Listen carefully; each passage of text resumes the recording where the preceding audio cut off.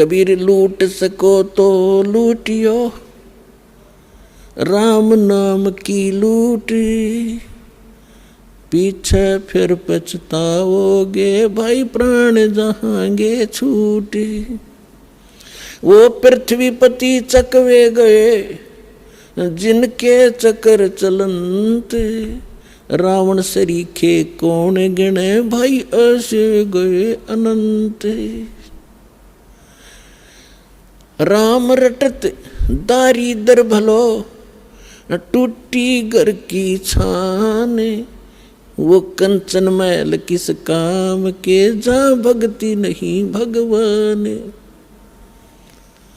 राम रटत कोड़ी भलो, चू चू पड़े जो चाम, वो सुंदर दे किस काम की, जा मुख नाही नाम। कबीर जिव्या तो वाए भली, जो रटे हरि नाम, नहीं तो काट के फेंक दियो, ये मुख में भलो ना चाम। पुण्यात्माओं, जिह्वा कितनी काम की चीज है, हर प्रकार के टेस्ट बता देती है, खाने में सहयोग देती है, परमात्मा का गुणगान करती है।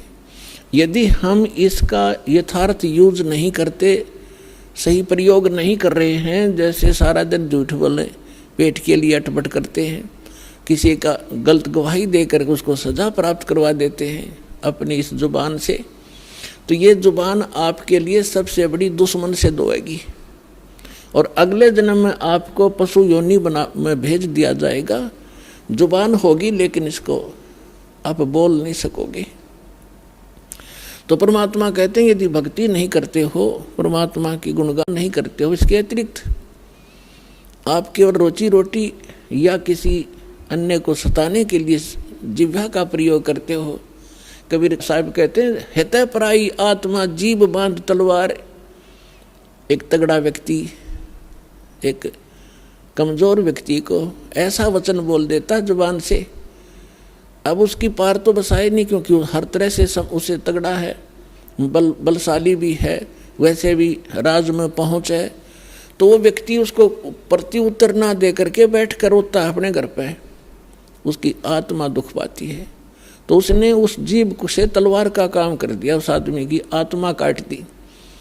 उसके बैड काउंट में लिखिएगी, बेशक वो गरीब ना बोल सकता, परमात्मा सारी सुनता है।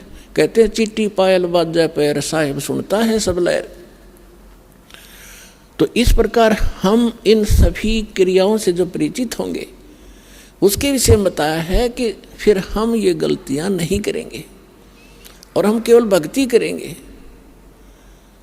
तो परमात्मा बताते हैं कि जब आप भक्ति ना करके और अन्य किसी भी विषय पर चर्चा करोगे, आपको ये बात याद आवेगी, क्यों टाइम वेस्ट करा। अपने कोई भक्ति करेंगे या नित्यनेम करेंगे या मंत्र जाप करेंगे, ना अपनी कोई पुस्तक धार्मिक वो पढ़ेंगे, उससे पुण्य बनेंगे। इसके अतिरिक्त हम जो भी करते हैं बोलते हैं वो व्यर्थ है, वो यूजलेस है। इसलिए सभी संतों ने इस बात को समर्थन दिया है कि परमात्मा की भक्ति करो, बाकी आप जितना भी क्रिया इसके अतिरिक्त करते हो ये आपको लाभ नहीं देगी। अब जैसे आपने सुना था कि जैसे कर का जहर का रंग होरी हो, कहो कौन तिस खाव राम रंग होरी हो। अब जैसे जरा सा भी कोई पाप आप करोगे, आपको ऐसा लगेगा जैसे ये विष का कण है। जब आपको ये पता है कि ये वस्तु जो पदार्थ यहाँ पर गिरा है ये विष है और उसका एक कण भी पड़ा हो, और विष के अवगुण से आप परिचित हैं, उसकी हानि से परिचित हैं, उसका एक कण किरका कहीं गिरा हो, क्या आप उठाकर जीभ का लगाओगे? उसको उठाकर ऐसे स्थान पर दबाओगे किसी और के भी हाथ ना लग जा और अपने हाथ में भी 6 बार साबुन से धोओगे। तब आपको जब ये ज्ञान होगा कि आप जो क्रियाएं कर रहे हो, एक परमात्मा की भक्ति ना करके 2 नंबर के काम करते हो, मांस खाते हो, शराब पीते हो, हुक्का पीते हो, या और कोई दुराचार करते हो, आपको वो विष का कण दिखाई देगा। और जो व्यक्ति बुद्धिमान होता है, जैसे बालक तो गलती करते हैं, वो विष भी खा जाते हैं, मर जाते हैं, खाएंगे तो मरेंगे भी। और जब वो बच्चे बुद्धिमान होते हैं, कुछ सियाने होते हैं, फिर उनको पता चल जाता है कि ये सर्प है, ये बिजली है, ये विष है, और पहले वो उन्हीं को पकड़ लेता और मर जाता है। जब वो समझदार होता है तो स्वयं भी दूर भागता है और अन्य को भी सतर्क करता है कि बिजली का तार गिरा है, इससे दूर हो जाओ। और छोटा बालक होता, जब तक बुद्धि काम नहीं करती, उसको पकड़कर मर जाता है।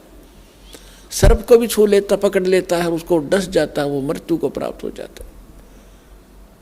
और जब वो बच्चा बड़ा हो जाता है, उनके अवगुणों से परिचित हो जाता है, उसकी बुद्धि काम करने लग जाती है, तो फिर वो स्वयं भी बचता है, अन्य को भी सतर्क कर देता है।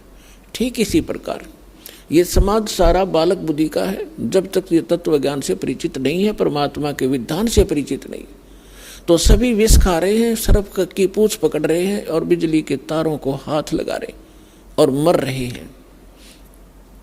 अब इस ज्ञान से, इस तत्व ज्ञान से आपका कलेजा हिल जाएगा।